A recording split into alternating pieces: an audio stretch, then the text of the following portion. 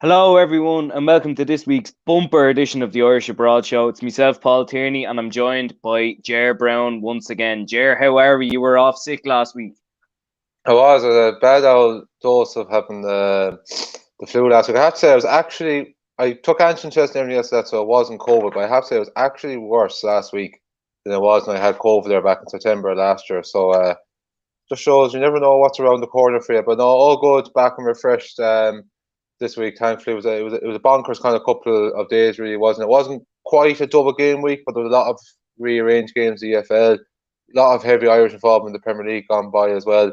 And obviously, we're seeing now as well, Scotland, now the likes of, the A League and full throttle, Belgian League, Bulgarian League, all these leagues back from winter break.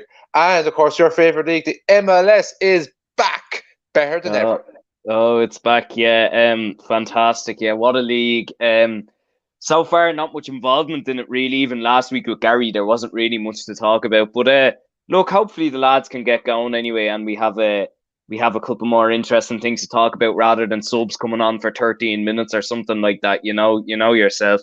But we'll crack on anyway. I'll start off with the Premier League from the weekend just gone. There's only two bits of information I've got anyway, so if you have anything else to add, that's grand. Nathan Collins played in Burnley's 4-0 defeat at Chelsea. Chelsea, a club we actually have to talk about. I know there's no Irish involvement, but a lot going on there at the minute, and there's a lot of happy people. I know that as well.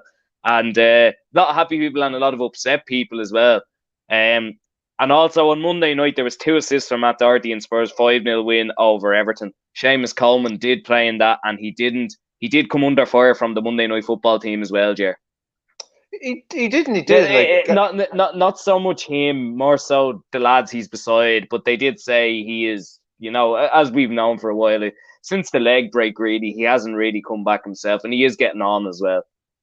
Yeah, I think just kind of collectively, Jamie Carragher said that Everton back four is our championship standard. And at the moment, it is with the number of goals that they're shipping and their results in general at the moment is not far off championship standard, hence why they are only just above the bottom three. But you did hear Carragher kind of say he does feel a little bit sorry for him because he's been such a stalwart and everything else like that. Paul's kind of touched on it as well a little bit. It kind of happened with Leighton Baines. He kind of was hung out to dry towards the end of his Everton career. You just want to see the same thing happen with Seamus. It's happened in a little bit. Now, he's had some very, very good displays, don't get me wrong, this season. Obviously, it's not that long ago we were talking about in the show positively when Everton won 3-0 against Leeds. Lampard got his first league win. He scored. Everything looked rosy in the garden, but it's been pretty shambolic since. Disappointing defeat away to Southampton. Crushing defeat against Man City that came so close to what would have been a valuable point from. But Monday night was just totally unacceptable. The writing was on the cards from early on. I've been publicly said it before in the show. I haven't been overly impressed by Spurs under Conte. Definite signs over the last couple of weeks they are getting better, even though if they still do remain consistent, like they might have picked up big wins against the likes of City, Leeds, Everton result, but still sandwiched in between are league defeats to Burnley and a cup defeat to Middlesbrough. So it still shows you where Tottenham are at. But I still kind of felt Tottenham laid off the gas a little bit toward the end, and it could have been 6 or 7 only for that. Matt Doherty, it wasn't that long ago we were talking about him on this show. I think after they lost to Wolves, I think Hotspur HQ were pretty much saying that his days in the Tottenham shirt were numbered. I think he got a 3 out of 10 rating. Just reading their reviews from his performance on Monday night, they gave him a 9 out of 10 rating. The same they gave Harry Kane, the joint highest. And he was excellent. His 2 assists were really, really good. I think I much loved and preferred the second one because it was a great ball over the top. But he was just so dynamic on Monday night, and really just continuing and kicking on from the previous game in the league against Leeds, where he got a goal and assist as well. But I hear a lot of people saying that he's now settled under Conte and everything else like that. Spurs. Let's not also get ahead of ourselves. It's 2 good games. Let's just kind of relax a little bit, get perspective. I think everyone gets good games every now and then. It's a question of can now Matt become consistently good like I was at Wolves, not just every now and then, but for the course of the rest of the season. Because Spurs, with the way that top four is shaping up, I know you might disagree as an Arsenal fan. I don't think anyone deserves that fourth Mm. Champions League spot. I think they're all bang average or I know. I under four. completely, I Yeah, completely agree with you. Sorry to cut across you, but I completely agree with yeah. you. I think it's time we actually, and I've said this before, and you would definitely agree with this as a master over the FA Cup. I think it's time we reward the FA Cup winners instead of giving fourth place Champions League. Why are we rewarding mediocrity ahead of someone who's actually achieved something? And like you have to say, all the teams in the battle for top four this season, maybe the exception of Arsenal because of where they're coming from, have been hitting the mediocrity button this season. And I include the West Ham team, who for me in recent weeks have dropped off. Although I'm watching here in the Europa League at the moment against Seville. But just go back to saying, like, it's now a case of can Matt kind of really start to kick on a little bit more from the last kind of couple of weeks. Because fourth spot is there for Spurs, but as I mentioned, even though they've had a couple of good results, the inconsistent results in between, still wouldn't believe you to give them loads of confidence. Although I think they've got a very good chance of going to Old Trafford against an all over the shop Manchester United on Saturday evening. Yeah, definitely. I'd agree with you on Matt. It's two games that would actually suit him a bit more so going forward anyway, for sure. Two teams who are wide open, really. And he picked up a goal and a couple of 3 assists in both of them. Saturday is a big game for the top four. It's a big game for those two as well, both inconsistent as the rest of them. So, look, it's a massive game. And look, United did beat them 3-0 at the Tottenham Hotspur Stadium when they were in a rut. So, God knows what to make of this one. Like, I don't know what to make of the top four in general. You even look at Arsenal the other day, 3 brilliant goals, playing brilliant, but they still only beat Watford by a goal because they're messing around and but they're not won. finishing their Doesn't chances. matter. They won. They won, but it's the manner. They could have been 5 or 6 up before Watford even got their second goal. It's the manner in how it's been done. And if you do that against Liverpool, which they're playing next week, Leicester on Sunday, if they had Vardy, would kill you. And Villa away the week after, like, you're going to be punished. And their games you have to win. Arsenal need 7 points from those 9 games. They don't need 4, they don't need 3, they don't need 6, they need 7 or 9, and that's it.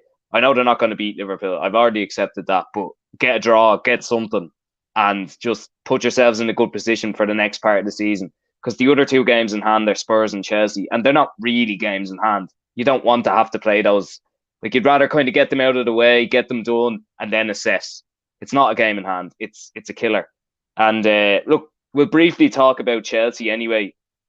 Some situation there. To be honest, I'm still trying to get my head all around. I just got the notification saying go through. I still can't fully make head nor tail of what exactly is fully going on. Only for I know that it's not a healthy situation at the moment for Chelsea. We obviously know the whole situation in Ukraine and Russia. Abramovich putting the club up for sale last week. Now we're seeing about the frozen assets as well. Very, very unhealthy on certain times for Chelsea. When on the pitch at the moment, they're not 100% secure the top 4, but I think it's fair to say I don't see them being sweating for it come the end of the season like last year. I still have them down as big contenders to the Champions League because of the quality that they have.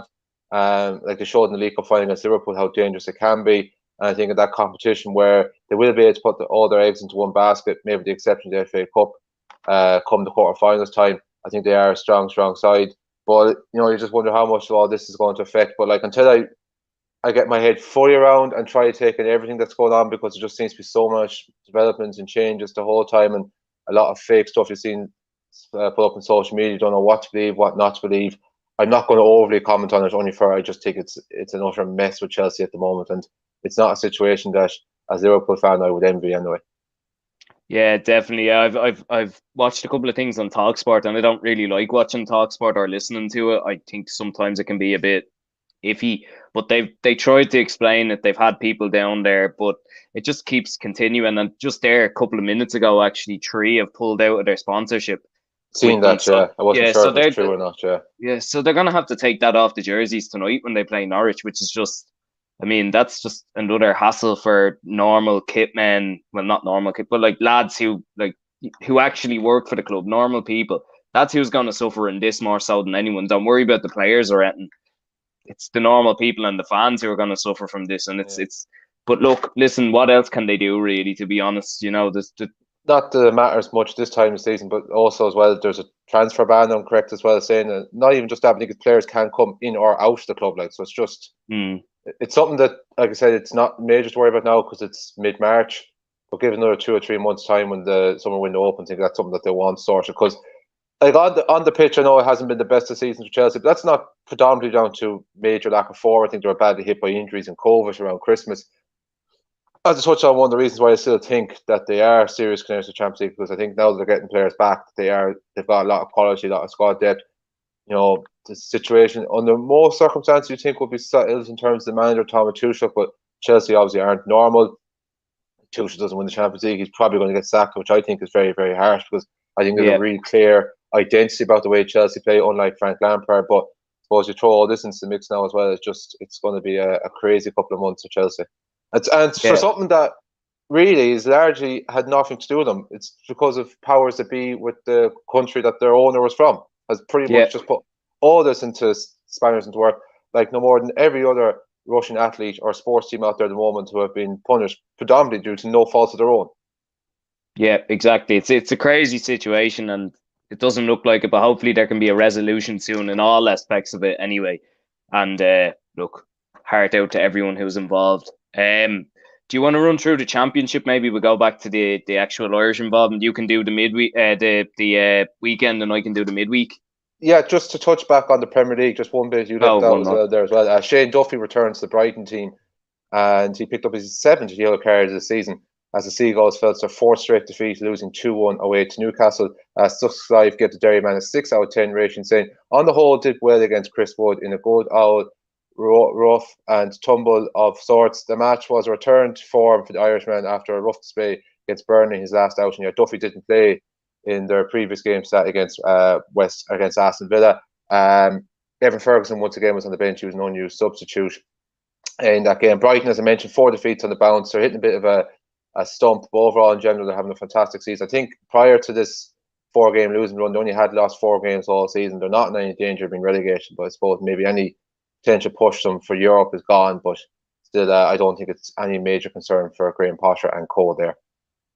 No, definitely, I'd agree with you. I think they've had a great season, and I think this is when fans start to get a bit ahead of themselves with clubs like that. I mean, it's not too long ago, Brighton were in League One and struggling to get promoted out of that. So, I mean, listen, it's still a fantastic season for them. Graham Potter's done a good job. Shane Duffy's playing. The Irish lads are getting involvement. Maybe Aaron Connolly, obviously not so much because he's on loan at Middlesbrough.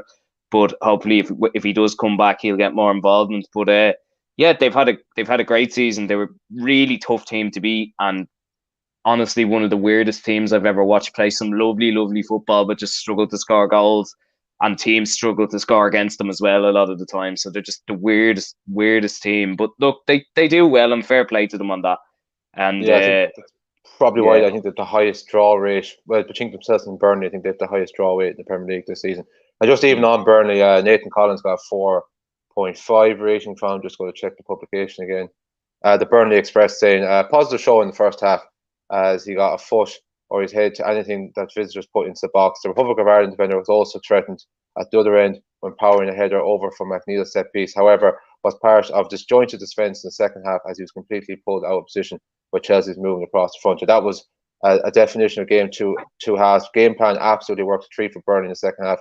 Once Chelsea got that opening goal, there was no stopping them in the end. They rounded to a 4-0 victory. I think as anyone who would have watched this game maybe live in Premier Sport or seen the highlights like myself in match day would have seen that a couple of Chelsea's goals towards the end were probably actually far too easy.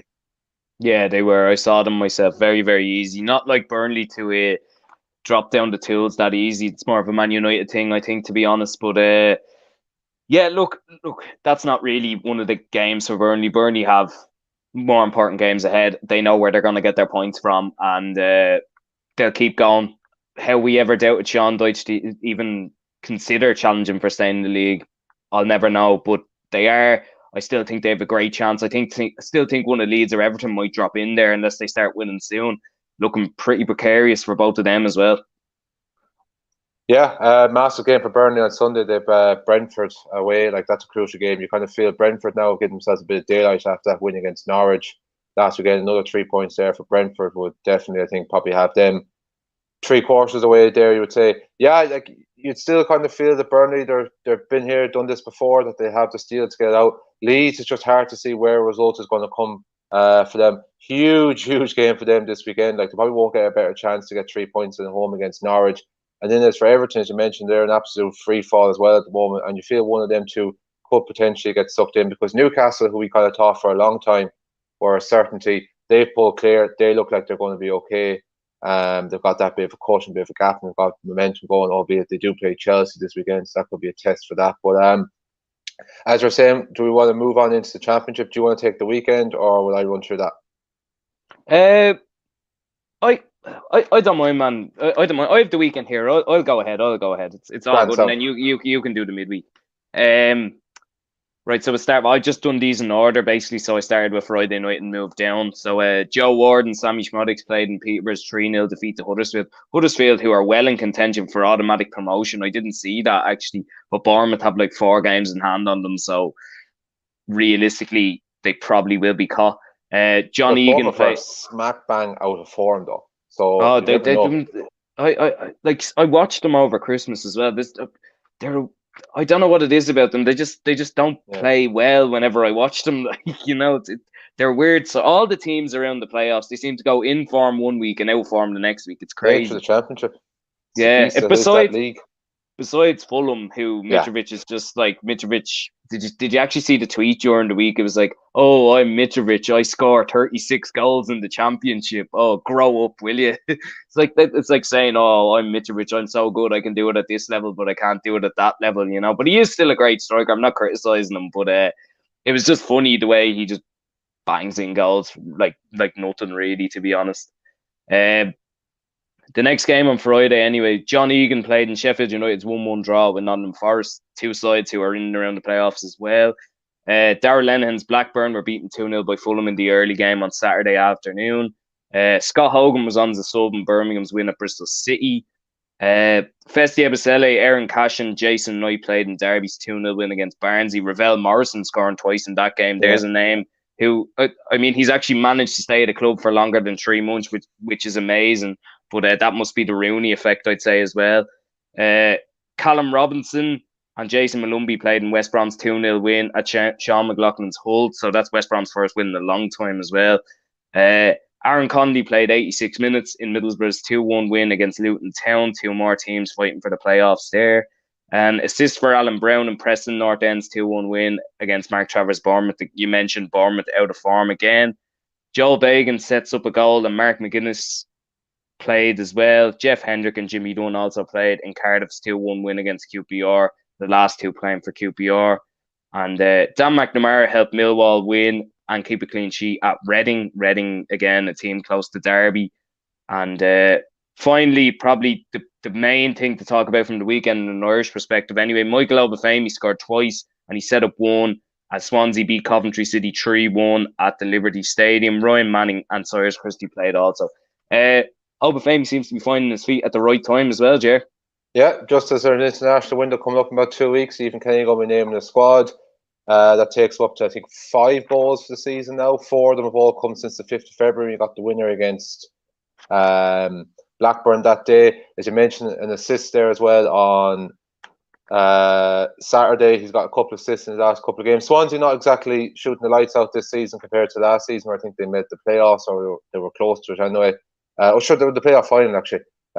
So that they've had a really bit of a dump or slump this season, but good to see Micheal Obafemi kind of hitting a bit of form, because as we always say with that forward position, it's always up for grabs for Ireland because there's no one really kind of nailed it down. I know Adam Meada probably is the most set in that position at the moment, but hasn't exactly been flowing with the goals. And now the fact he's even now injured, it really is up for grabs. It really is whoever can kind of grab the bull by the horns, get into that little bit of form. And Micheal Obafemi really is kind of putting his two hands up there, which is good to see. Didn't score during the week for Swansea, as I'll touch on, but that was always going to be a massive, difficult task for them. Playing against Fulham made it even harder when they went down to 10 men. But I'm interested now the next kind of couple of weeks, can he continue that run of form? I would expect he's going to be in the Ireland squad now, barring touch wood, because he does be injury prone. He picks up an injury. But it will be interesting to see how much game time he'll be exposed to against Belgium and Lithuania. Yeah, definitely. I think he'll definitely get at least a half in one of the games anyway. Hopefully a full game in one of them, because he hasn't been in a while as well. Obviously been in and out with injuries, and obviously when he was at Southampton he wasn't getting a look in at all, so you can't really pick him if he's not playing. So yeah, definitely, and looking forward to those two games as well. Been ages since I've at the Aviva, so yeah, really looking forward to it coming up, and hopefully a good attacking squad to go with it as well. Yeah, fingers crossed. Well, there'll be 2 good crowds there as well. Obviously, Belgium will bring a lot just with the name alone. And then Lithuania game, you're hoping will be the one that we'll be targeting, most likely to get a win from them 2 outings. I'll move on to midweek because there were 6 rearranged games played on Tuesday night. So Darragh Lenihan, Blackburn, and Dan McNamara and Alex Pearce. Alex Pearce was a late substitute in that game for Millwall. All featured as their respective sides drew 0-0. Blackburn's promotion push, as you touched on, along with that defeat against Fulham, has dwindled. It looks like it's just going to be trying to consolidate a playoff spot for them. But Millwall, they've really shot up. I think it's 6 unbeaten for them now in a row. 3 clean sheets. They're just on in around the playoff spot. So it usually is one of them teams that comes from nowhere with a late surge, a good run, second half of the season that sneaks in. Millwall could be the team this year. They have also been knocking on the door for a playoff spot for a while. We mentioned it was all positive from an Irish point of view with Swansea on Saturday. It was pretty negative on Tuesday. Ryan Manning was sent off the second time this season as the Swans were hammered 5-1 by Fulham. I know it's not Irish related, but so again in there, Liverpool loanee Nico Williams scored a cracker there for Fulham in that match. Wales Online surprisingly gave Manning just a 4 out of 10 rating, saying the Irishman started well, but a wild challenge ultimately cost his side the game. It was a raid that would no doubt be debated, but in the modern era, it was a huge risk, and he got nowhere near the ball when lunging in on Harry Wilson. Micheal Obafemi also played this game. He got 6 out of 10 rating from Wales Online. Started the ball in the first half, but played his part in a collective effort. Fired wide in the open half and withdrawn as part of a damage limitation exercise. And Cyrus Christie, of course, couldn't play in this game due to the loan agreement with him being on loan from Fulham. John Egan got an assist as Sheffield United bet fellow playoff chasing rivals Middlesbrough 4-1 at Bramall Lane on Tuesday night. Conor Ronan came on this game as well for the Blades, but Aaron Connolly also started this contest for Middlesbrough. So not a happy return to Bramall Lane for former Sheffield United manager Chris Wilder. And finally, Mark Travers, Bournemouth, and Jack Taylor and Sammy Smiles Peterborough all featured as their respective sides played a 1-1 draw. So you mentioned there, not really much of a useful result for Peterborough. They look like they're going to do their traditional thing of just not being able to stay up in the Championship when they come up from League One. They're a bit like the Fulham, the West Broms, and the Norwiches of this world from League One to the Championship. As for Peterborough, as for Bournemouth, as you mentioned, while they have a lot of games in hand at the moment, they're in absolutely rotten form at the moment. So if you are a Huddersfield fan, you still will be kind of quietly confident that they could get the job done automatically. Although I don't want to see Huddersfield being promoted because, as we've seen from the last time in the Premier League, it didn't really offer much, and I don't see that kind of changing. And when you're being biased, when you see some big historical names, the likes of the Blackburns, the Nottingham Forest, the Sheffield United, Middlesbrough, all thrown in around them playoff spots, you'd rather see them big names back up in the Premier League. Sorry if I've offended any Huddersfield fans out there. I actually live near a Huddersfield fan as well, so he'll be desperately offended, Jer. Well, we've just lost 1 subscriber to the channel. Yeah. He's a Rovers fan as well, so he has his success. I was screwing him. Yes. Agreed. I can move on into League One anyway. I can do the weekend and you can do the midweek again if you want, or do you want to swap it up? It's up to yourself. I don't mind because I've kind of all nailed into one. I don't have anything from League Two, so you could do League One. I can just do the EFL Trophy semi-final, so if you like. Coolaboola, that's fine. Anyway, so start with the weekend. Have to mention him. Wes Houlihan played the full 90 minutes again, and Cambridge 0-0 draw with Shrewsbury Town. Not much to mention there, but still great to see him playing 90 minutes once again. Mark Sykes grabbed an assist and man of the match in Oxford's 4-1 win over Burton Albion on Saturday. Luke McNally played in that also for Oxford. There was a goal for Sean Raggett and an assist for Aidan O'Brien in Portsmouth's 4-0 win over Acton Stanley. Marcus Harness actually got sent off at 1-0 to Portsmouth there as well. But they actually scored 3 goals after the red card, which is great going, and they're really in good form. Who was Marcus the name Harness. you mentioned? No, who's the name you mentioned? Aidan O'Brien. No, I know the other fella. Sean Raggett. I never heard of him. What's his connection? He's Irish anyway, as far as I know. As far as I know, he's Irish anyway. But maybe I'm wrong. Maybe. Yeah. For the next show, just to find out maybe if his background, because I wouldn't say too many of the viewers would be overly familiar with him, though. Yeah. But if anyone does know anything about him, feel free to drop in the comments. It'd be much appreciated. I might be wrong, but I feel like I looked him up one of the weeks, and it just sounds like an Irish name. Anyway, it does. Chiadozie Ogbeni and Joshua Coyote, Warren O'Hara, Connor Coventry and Troy Parrott all played in MK Dons 2-1 win over Rotherham. That's a massive win. Gets MK Dons right back in it now as well, in the hunt for the automatic promotion spots, with Wigan also involved as well. Speaking of Wigan, Will Keane scored against Wimbledon and Glen Ray played in their 1-0 win on Saturday. Just one thing from League 2 on Saturday, all I got was Stephen Quinn and Sean McLaughlin helped Mansfield beat Exeter 2-1. That's all I could find anyway. And then League 1, League 1 midweek, I'll rally through that. There's not much as well. As we mentioned in the thumbnail and in the caption, double for Troy Parrott and MK Dons 3-1 win over Cheltenham. Connor Coventry and Warren O'Hara played in that also.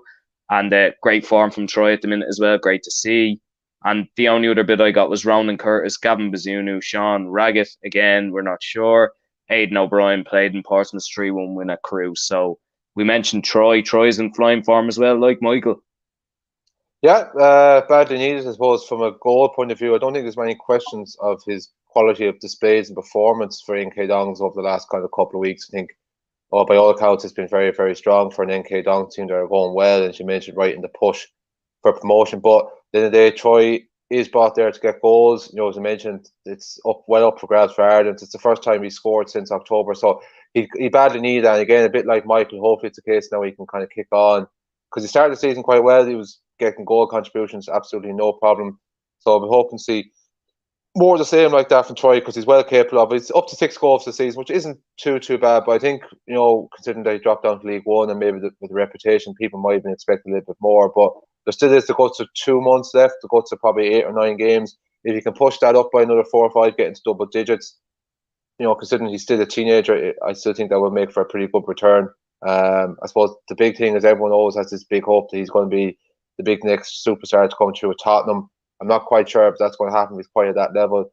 You know, look, it takes time. It's a tough industry to break through, but you know, there's no doubt about it. This season will definitely stand from whatever he will find his fate for next season. Yeah, definitely, and fair play to him on that. MK Dons look like they're going to get promoted as well. Well, it's going to be a 3-way fight looking at it. If not, they're going to drop into the playoffs, and fair play to them on that, because they were struggling not too long ago as well, MK Dons, but they were also in the championship not too long ago as well. So one of them clubs. Do you want to run through the EFL playoffs, the EFL Cup playoffs, whatever they're called? It's Johnson's Paint Trophy. The EFL Trophy semi-finals took place during the week. There was a nice bit of Irish involvement in both semi-finals. So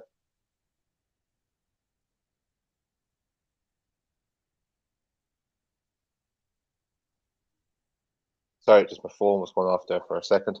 There was a nice bit of Irish involvement, as I mentioned, both semi-finals. So on the Tuesday night game, James McLean scored a penalty for Wigan, but unfortunately, it still ends up on the receiving end of a 2-1 defeat to Sutton at home. So that would have been seen as a little bit of an upset, considering that Sutton are operating in League Two. So Wigan have missed out on the place to reach a Wembley Stadium date, but Chinozie Obeni and Rotherham will be heading to Wembley for the Cup decider, as he got an assist in Rotherham's 3-2 win over Hartlepool. He came off the bench in that game. As you mentioned, like Joshua Cody, Georgie Kelly as well, other players involved with Rotherham, but they weren't involved in the matchday squad there. So nice to see Chinozie Obeni will get the chance to represent himself on the big stage in Wembley. And again, that's going to get good exposure on Sky Sports as well. Yeah, definitely. Always has a good crowd as well, particularly the last one before COVID. It was Portsmouth and Sunderland, I think it was, and there was over 60,000 there. Two massive for these sporting clubs, so particularly Sunderland as well. I know Portsmouth, okay, they'd be more so in my head because they were in the Premier League when I started getting into football. But yeah, I mean, very well supported, and it's great to see, because it's actually always a decent final as well, from what I remember of watching it. And there's always Irish lads involved as well, so there's always a keen interest there. And good to see Chiadozie and Joshua Coyote, and maybe Georgie Kelly will break into the side as well. Who knows? So yeah, fantastic stuff. And we can move on into Scotland now. Anyway, I can run through that. There's a few bits of information. I'll start with the Premier Division anyway. So or the Premiership, whatever it's called. Ryan Sweeney played in Dundee's 1-1 draw with Motherwell. Ross Tierney played in that also for the away side. Johnny Hayes and Jim Goodwin were beaten 1-0 by Rangers on Saturday for Aberdeen, obviously. We move down through the divisions now. Rory Payton scored and Darragh O'Connor plays in Queen of the South's 3-0 win over Morton in the Championship there. They've been doing great since Darragh O'Connor's moved there, so great to see, and Rory Payton grabbing the goal as well. Luke O'Connell scored twice in Queen's Park's 3-0 win over Dumbarton, which he's actually having a really good season from what I'm seeing, and that every week he either grabs an assist or scores a goal. So fair play to him on that. Maybe not the level we all wanted to see him at, but fair play to him. He's doing it, and he's getting a bit of confidence under his belt. That's what you want. And last night in Dundee against St Mirren, there was a 98-minute winner for Conor Ronan as St Mirren beat Dundee at Dens Park. Alan Power, Joe Shaughnessy, Charles Dunn all played for St Mirren as well, along with Ryan Sweeney. So load of Irish involvement there. And since Conor Ronan's gone up there, he's done very, very well, Jer. Yeah, it's been a very good season for him. I think I touched on the show there a couple of weeks ago. An opportunity for him to kind of become the main man now, I suppose, with Jamie McGrath left. I suppose at the end of the day, he still is only on loan. So I suppose the ball is very much in Wolves' court as to what's going to happen for him during the summer. But there's no two ways about it. Like, he's put himself back in the shop window in terms of, an attractive move for himself in the summer. If, who's to say that he mightn't get settled there and maybe possibly want to make it a permanent move. And also, we mentioned as well, I definitely think he's in with a strong shout at making Stephen Kenny's squad. Because I do think with these games being friendlies, it is a chance to experiment a little bit. I think he could be one player that Stephen Kenny will be looking at because his club form has been very much on the radar. And Stephen Kenny will be very familiar with him from the under-21 ranks as well back in a couple of years ago. Yeah, definitely. Great stuff and great going and fair play to him. Do you want to run through Europe maybe, and then I can do my favourite league in the world and Australia as well, or it's up to yourself, but to be honest, there's not really much to bring from really the rest of Europe and the rest of the world, so I can just wrap it all up and we can call it a day then at that if you like. Yeah. I'll just mention one thing anyway, that Anderlecht are in the Belgian Cup final. Josh Cullen also played in that. Obviously, they're going to be coming up against Ghent, which is great for Josh. A chance to play in the cup final, maybe get a medal as well. And they're going well in the league as well. So fair play to them on that. That's all I'll mention from Europe. Yeah, they're more than going well in the league. They're actually flying it in the league now because they've extended their beating run to 5 games. They're in 4th place. They're holding down in European spots. And Josh once again played every second of Anderlecht's 3-0 win against Oostenden. Is how I'm going to go, how it's pronounced. As I mentioned, to extend that unbeaten run to 5 games in the Belgian Pro League. Further afield in the continent of Europe, Graham Carey was substituted on the hour mark. CSK Sofia drew 0-0 with Levski Sofia in the big Sofia derby away from home. Not a good result for CSK Sofia because they trail Ludogorets with 6 points at the top of the table. So they remain second on 48 points. So it's looking like they have a bit of a mountain to climb there if they're going to try and overtake Ludogorets. So it looks like maybe second place and possibly I think it's going to be Europa Conference League football once again for CSK Sofia. Of course, they were in the group stage of that competition before Christmas. And then finally from the rest of the world, firstly from the land down under in Australia, Jay O'Shea got an assist for Brisbane Roar, but still wasn't enough as they lost 2-1 to Central Coast Mariners. Next up for them is a game against New Zealand side Warrington Phoenix on Saturday morning with the grand total kick-off time of 6:05 in the morning. So I don't think too many will be getting up to watch that. You never know. But it's not been a good season for Brisbane Roar, as we regularly touched on the show. They remain bottom of the table on 11 points. And finally, from the MLS, just 2 bits of news to bring you from the second weekend of the 2022 season. Derek Williams came on for the final 5 minutes as LA Galaxy bet Charlotte 1-0 away from home. And John Gallagher came on as a late sub in Austin FC's 5-1 win over Inter Miami. That's a big result because if anyone remembers, and we know from last year, regularly covering the league, Austin FC were dreadful last season. I think they picked up the least amount of points of any team in either Eastern or Western Conference. But I suppose it's a franchise league, it's a franchise team. You don't know what kind of off season that they've had. Yeah, they won 5-0 the first week as well. So they've scored 10 goals in 2 games, and John hasn't got one of them, which is amazing, and he'll probably be gutted with that. But listen, they've obviously gone in, sorted it out for this season. But that's the thing. They could finish top this year. They won't win the MLS Cup, and then they'll be bottom again next year. That's just, that league is insane. And there's like 29 teams in it now. And look, listen, it's great that it's back. It's fantastic. Great research in it. I love it. Nothing better. And if the NFL is anything to go by as well in terms of franchising and all these things, they're probably based in a different location, playing a different stadium this season as well. Yes, probably. God knows. But sure, look, with a new kit for another day. Yeah, with a new kit that's sponsored by God knows who. They made it themselves from scratch or something. God knows it. They do everything themselves over there. Fair play to them. It's usually Adidas anyway, but fair play to the Americans. They do it right. Just 2 bits of news I just want to touch on before we finish up. Of course, I think as everyone will probably be aware of, as they see in the last kind of 24 hours. So great news with Stephen Kenny getting the contract extension, so he will be in charge for the Euro 2024 qualifying campaign, which is fantastic and justified given the end of the way things finished up in the last campaign and there towards the end of 2021. And speaking of all things Irish managers as well, I'd just like to pass on all my sympathy and condolences as well with the death of Franco Farrell there on Monday, the former Manchester United manager, the only ever Irish man to manage Manchester United. Just also as well a bit of a kind of pipe to pick it as well. Just kind of thought maybe the lack of kind of coverage around that as well. I thought it was a bit disrespectful. I watched the RT News, for instance, Monday night. There was nothing about it. Like, as far as I'm concerned, Franco Farrell is the greatest manager of this country, who was born and bred in this country to was ever produced. To go on and manage Manchester United. I know it was probably his tenure will be remembered very similar to David Moyes. He took over after a golden period after the Busby Babes. The club probably wasn't in a good place because of the Munich air disaster. He had to deal with all that. George Best was probably gone past, to pardon the pun, his best. He became uncontrollable, really, with his off-field issues. But as it turned out, as well as we've seen, Man United were on the slide anyway. I think as anyone who watched that BT documentary a couple of years ago, Too Good to Go Down, they got relegated soon after Franco Farrell left. So it was kind of a case to not. And for a while, he did have been playing some lovely football, hadn't topped the old first division. But just thought that was kind of fitting kind of touch on as well. Because I remember there was an RTE documentary about as well one Christmas there about 10 or 11 years ago. That's how he kind of sprung to my mind. This is probably a time we could have done with just bringing Gary Spain in for this, because I think he'd probably do better justice than any of us who obviously can't remember that time. Yeah, definitely, and fair play to you and Jerry. I share your condolences as well.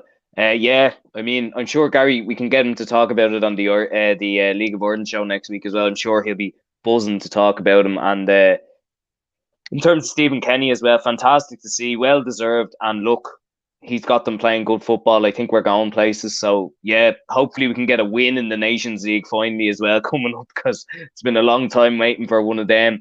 But yeah, fantastic. Hopefully we'll get a game. Hopefully we get a game. Well, look, we're definitely going to play Armenia anyway. That's for sure. That's all we know. We don't know. Our schedule could be thrown up in the air because obviously with the Ukraine-Scotland game now being pushed back to June, so we don't know what's going to happen really there. Yeah, mad. Anyway, I think we'll leave it there, Jared, to be honest, because I've got to run off the train and I'm sure you have to run off as well. So thanks very much. Sitting pretty and going to watch football now for the rest of the evening. You're dead right. You're dead right. Fair play to you. And it'd be interesting to see Chelsea without 3 in the middle of their shirt as well. Yeah. Yeah. That's going to... it'll actually make the jersey look better, to be honest. I never liked it on the Ireland top either, to be honest. No, it's not hard. The sponsor is gone. Although I know it's we can't confirm, but if leaked images are anything to go by, I'm not a fan of the New Ireland home jersey. Not a good way to sign off the show, but I just said I'd say that. Yeah. Neither am I. And from what I'm hearing from other parties, including group chats and stuff, other people aren't either. Anyway, we'll leave it on that note. Thanks very much, Jer, and I'll see you again next week. And thanks very much for everyone watching. If you'd like to leave a like. Paddy's Day live next week. Paddy's, from the pub. Good luck. Good luck. Yeah, I'll see how much I win on Cheltenham. Then I'll be coming on. Right. Thanks very much, everyone, and talk to you again soon. Hopefully next week, maybe on an earlier day. Good luck, and thanks again, Jer. See ya. Take care.